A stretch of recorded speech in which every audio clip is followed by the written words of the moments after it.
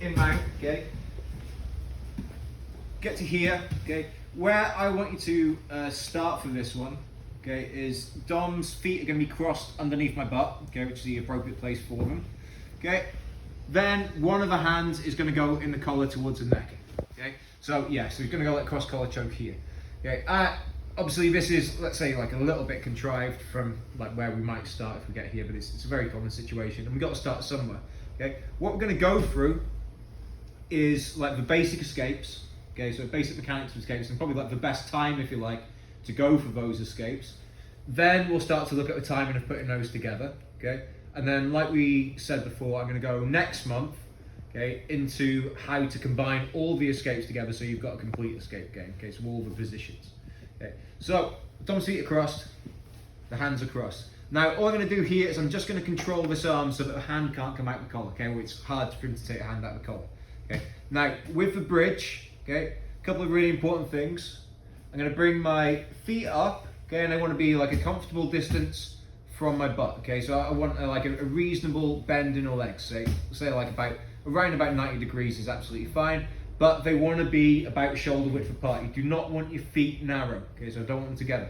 So feet about shoulder width apart, okay, and something that's very important is I've got to take him over in this direction, okay, but I'm also going to take him up. At the moment, my head's in the way of him going up, okay, and it's going to be hard to take him over in this direction. Okay, so what I'm going to do is I'm just going to move my head out of the way and I'm going to look directly behind me.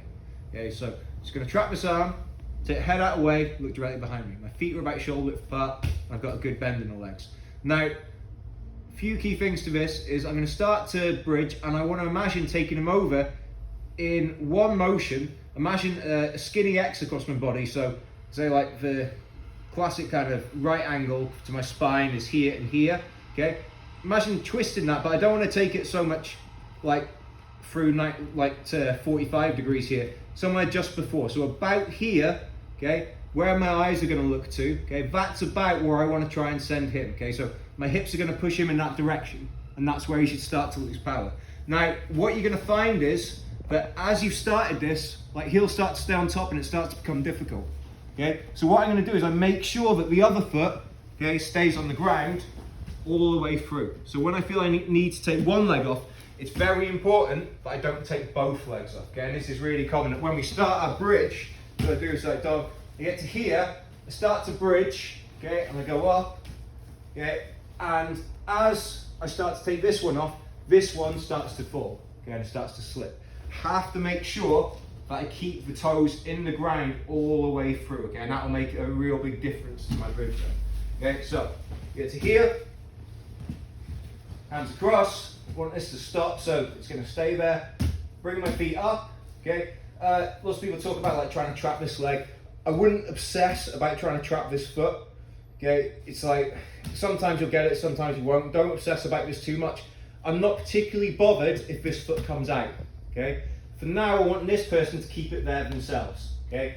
I just want to make sure you should feel that there's like over the course of today, try and experiment with your foot position and feel where you feel strongest with your bridge.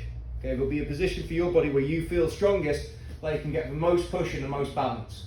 Okay, what I don't want to do too much is I don't want to do like one big upwards bridge and then turn onto my side. I want these things to be connected, so I feel like I'm pushing him over in that direction and I keep the toes in the ground all the way through until I get on top. Okay, so one more time, the other side. You get to here, just do it on the other side so you can see the other side too. Okay, so we're here, okay, feet nice and comfortable, okay. Turn the head, okay, and look behind you. So I look away from the cross face, but behind me up there, so not over that direction. Okay, take your head out of the way, so kind of move it towards there and look at the wall behind you.